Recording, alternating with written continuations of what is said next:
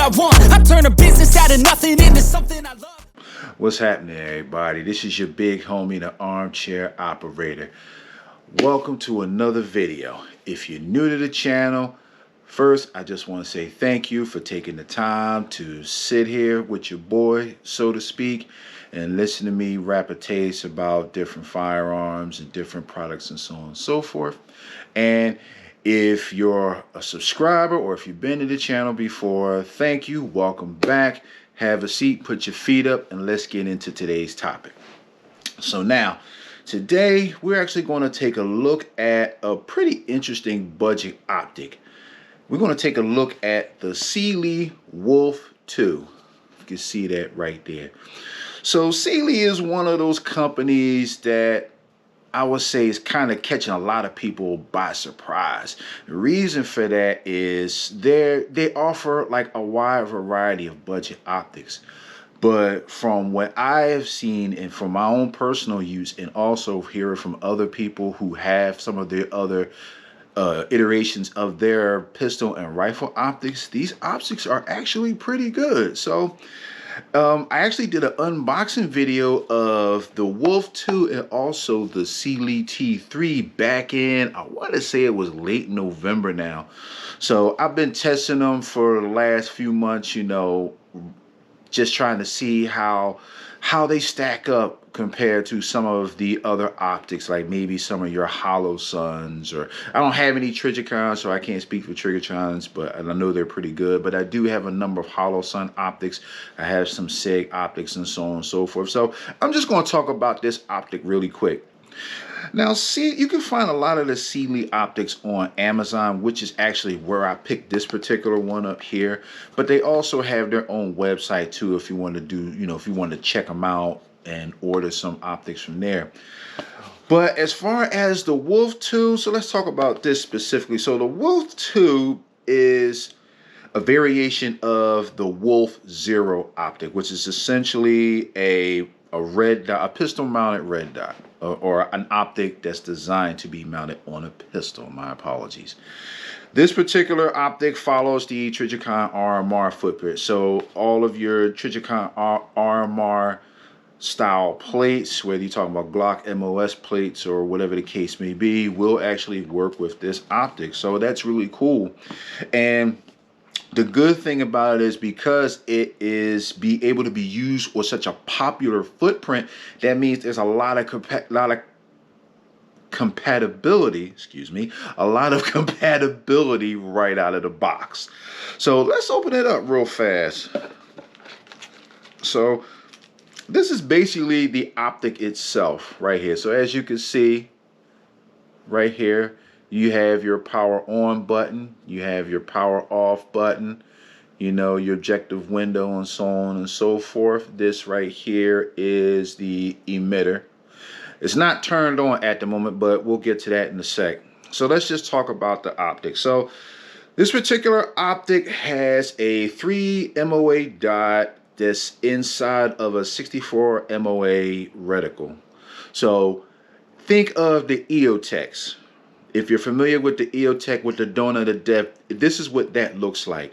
Now, the difference between the EOTech and this is actually a red dot, whereas the EOTech is a holographic optic. So the actual reticle and the dot itself looks a bit clearer than that of the EOTech.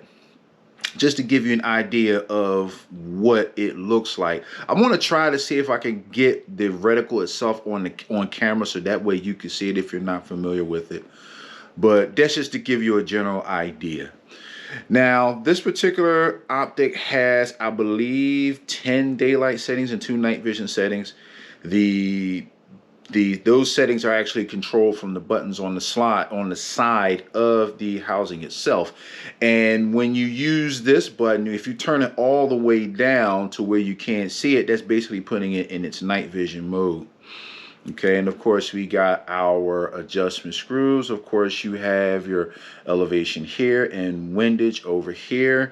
Now, one thing I will say about this optic from the rip, a standard in order to adjust in order to zero this dot, you're going to basically need like one of those little jewelers flathead screwdrivers, or like the kind of screwdrivers that you would see in the eyeglass kit. You're going to need something about that size in order to adjust these. So that's kind of a pain, but they do give you a tool for that out of the box. I don't think I actually have it with me right now. I have that in my range bag, and I kept it in there just in case I needed to make any adjustments to adjust my zero. But that's essentially what this is. And also, one of the other good things I really like about it is that it has a top mounted battery cover, so you don't have to take this optic off in order to change the battery, which is awesome. Now this optic takes a CR1632 battery. Any battery that you can find on Amazon or your local Walgreens, CVS, or wherever they sell batteries. So, you know, their batteries are easy to find. So it has a nice aluminum housing, which is pretty sturdy. And this particular red dot is also IP7 rated, so which means it's essentially waterproof.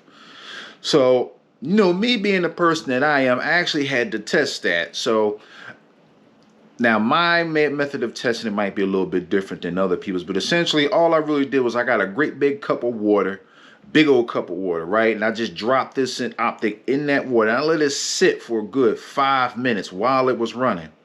And then when I took it out, it was running just fine. Like the dot or anything, nothing was distorted. Everything looks good. So let's just turn it on. So we're going to turn it on by holding this button right here, pushing that on. And now, I don't know if y'all can see that. Try to get that on the camera real quick. But anyway, that's the donut of death. It should be pointing right at me.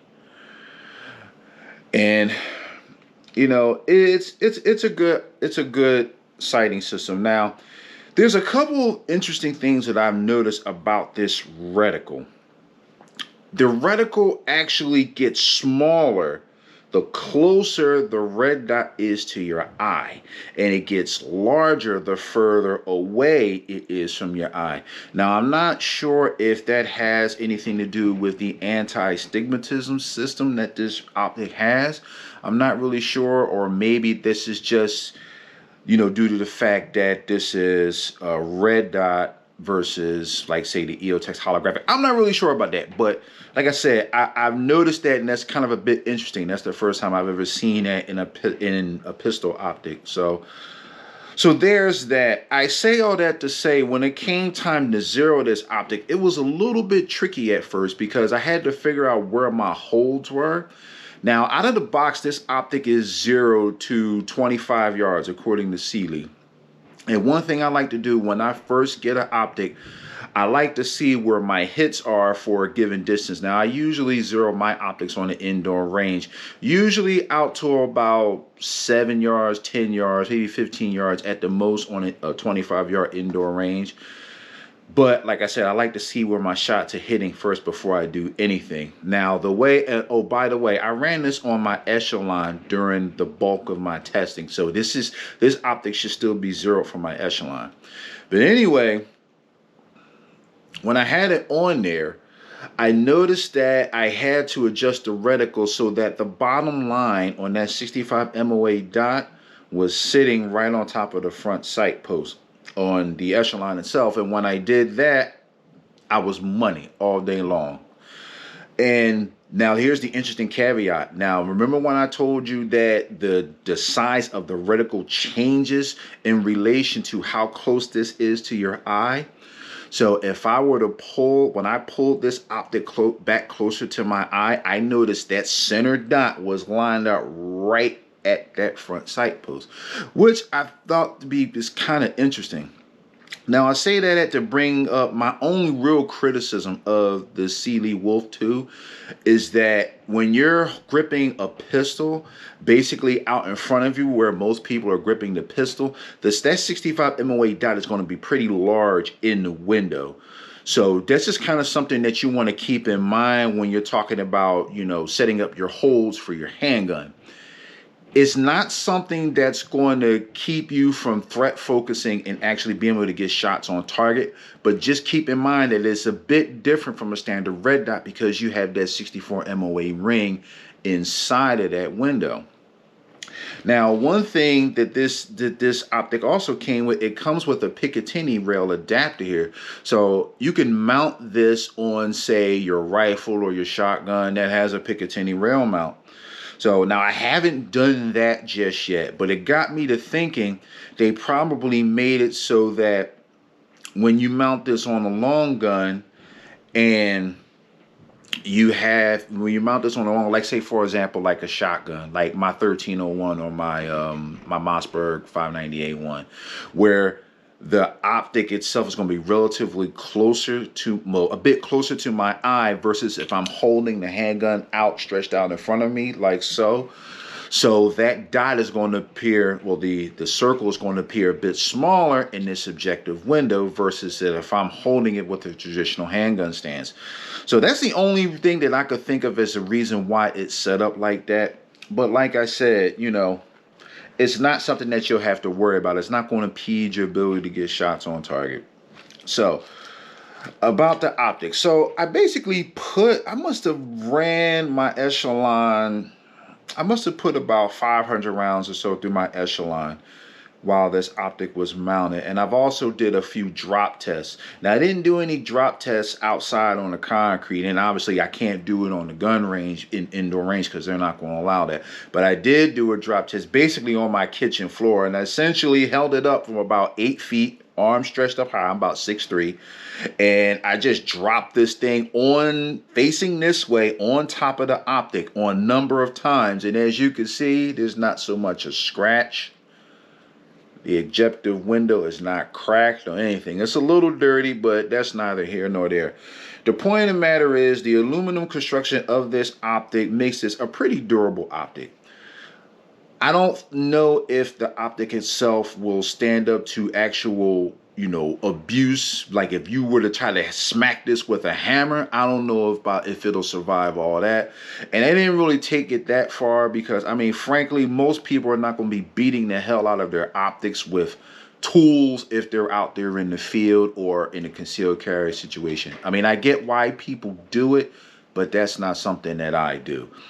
But anyway, suffice to say, I would say that this particular optic will serve anyone well in a home defense or a concealed carry situation.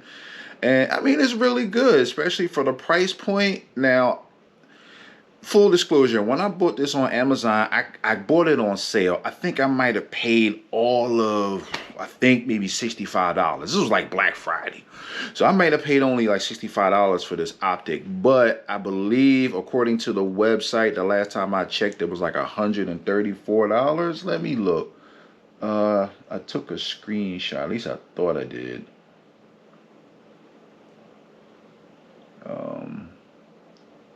Yeah, I thought I did, but I don't have it. But I think it's like about $134, something like that. The point of the matter is, this is a very decent optic for the money.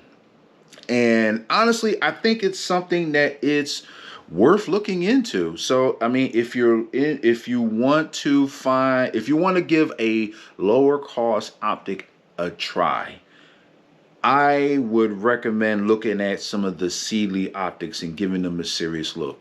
They're not going to break the bank, you know what I mean? They're budget friendly. Are they rugged enough to survive the foothills of Afghanistan or the streets of Iraq? I don't know. You can be the judge of that. But I think for most people, this could be a pretty solid pick. But anyway, enough about that. I just want to thank everyone once again for taking the time to sit down with me in my review space and listen to me to talk junk about different firearms and different products and accessories. I got a lot of good stuff coming up for everybody in 2024. So y'all going to definitely want to hit that subscribe button because I promise you, you're not going to want to miss what's coming. I got some good stuff coming for you. But anyway, if you liked today's video, please let me know by hitting that like button, leaving me a comment, leaving me your thoughts if you got any experiences with the Cyelee or if you know of any other budget optics. Like, I know there's some more new budget optics that are out there, but if you have any experience with them, definitely let me know. I will definitely pull them up, you know what I mean, grab a few of them and check them out. Maybe I might have an optics versus between the Cyelee, or maybe one of your recommendations, so you never know. But anyway, let me know down in them comments, you know, and hit that subscribe button. Thank you all so much for watching. This is your big homie, and I'm out. Peace.